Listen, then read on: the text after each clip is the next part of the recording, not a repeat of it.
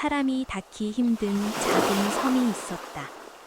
방랑자는 그 섬의 해변에 발을 디뎠다. 모래는 고요했고 파도는 낮았다. 어머, 사람이다. 진짜 사람이에요? 어떻게 여기까지? 잠깐만요. 들어오세요. 여기 앉아요. 미안해요. 너무 오랜만이라 말이 이렇게 나오네. 방랑자는 그녀의 환대를 받으며 쉘터로 들어갔다. 작지만 그녀의 보금자리로서 잘 자리 잡은 아늑한 요람 같았다. 방랑자가 그녀에게 왜 이곳에 사는지 묻자 그녀가 입을 열었다. 저요? 저는 표류해서 왔어요. 사실 배 잘 몰랐거든요. 처음 혼자 타본 거였어요.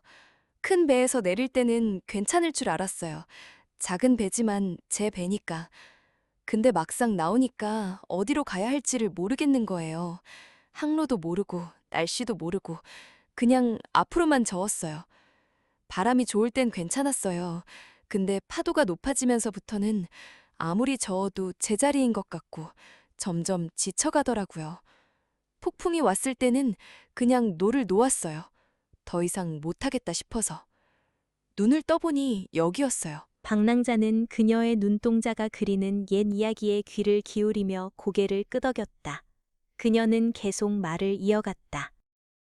근데 또 살아야 하니까 처음엔 막막했죠. 비 피할 데도 없고 먹을 것도 없고 조금씩 만들었어요. 지붕 올리고 빗물 모으고 이것저것 해보다 보니까 어떻게 됐더라고요. 그녀는 한참을 이야기했다. 방랑자는 끄덕이며 들었다. 섬의 파도 소리가 그 사이를 채웠다. 한참을 이야기하던 그녀가 출출해졌는지 쉘터 안에 무언가를 조작했다. 그리고 파도에 밀려 정갈한 박스에 따뜻한 무언가가 도착했다. 드세요. 마시실 거예요. 방랑자가 먹는 것을 물끄러미 바라보던 그녀가 나지막하게 다시 입을 열었다. 있잖아요. 저 사실 꿈이 있었어요. 디자이너요. 뭔가를 만드는 사람. 어떤 꿈이었습니까? 그냥요. 제가 만든 게 세상에서 인정받고 사람들이 좋아해 주는 거면, 그거면 만족할 것 같아요. 그렇군요. 바다 한가운데 섬에서 디자이너가 꿈이었다는 말이 흘러나왔다. 방랑자는 아무 말도 하지 않았다. 이곳에서 지낸 지 오래되었습니까? 5년 정도 된 것 같아요. 처음엔 나가야지 했는데, 이제는 여기가 없으면 어떻게 살지 모르겠어요. 쉘터는 작았다. 하지만 그 안의 모든 것은 제자리에 있었다. 5년이 만들어낸 질서였다. 있잖아요. 이 섬이 저를 가둔 게 아니에요. 제가 선택한 거예요. 근데 구조선이 와도 탈 수 있을지 모르겠어요. 바다가 또 저를 삼킬 것 같아서. 그때 멀리서 배의 고동 소리가 조금씩 들려왔다.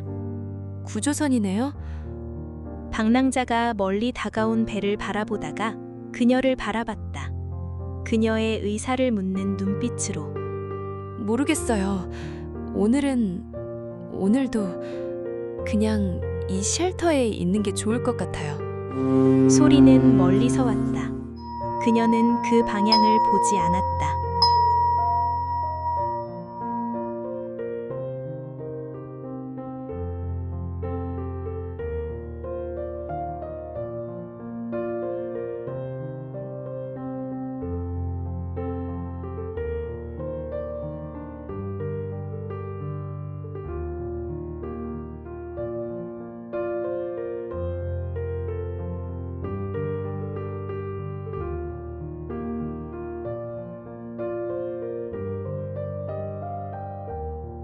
이제 쉴 수 있구나.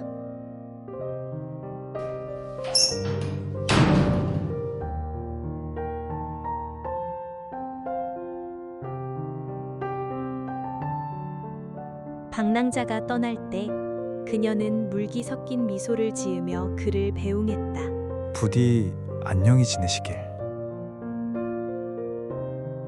안녕하세요. 저희는 은둔청년 지원센터에서 나왔는데 어떠셨어요? 안에 계신 분 오늘은? 방랑자는 직원의 질문에 살짝 고개를 저으며 천천히 바닥을 바라보며 걸어갔다. 문 너머는 고요했다. 파도 소리도 바람 소리도 없었다. 하지만 그녀에게는 들렸을 것이다. 언제나처럼. 세상이라는 바다에 던져진 뒤 파도에 닳고 닳아 더 이상 노를 줄 수 없게 된 사람들이 있다. 저마다 다른 바다를 건너왔는데 같은 폭풍을 맞았다며 나약하다고 누가 말할 수 있을까? 어떤 섬의 불빛은 어느 날 조용히 꺼진다. 아무도 모르게. 부디 그 섬들의 불빛이 오늘 밤에는 꺼지지 않기를.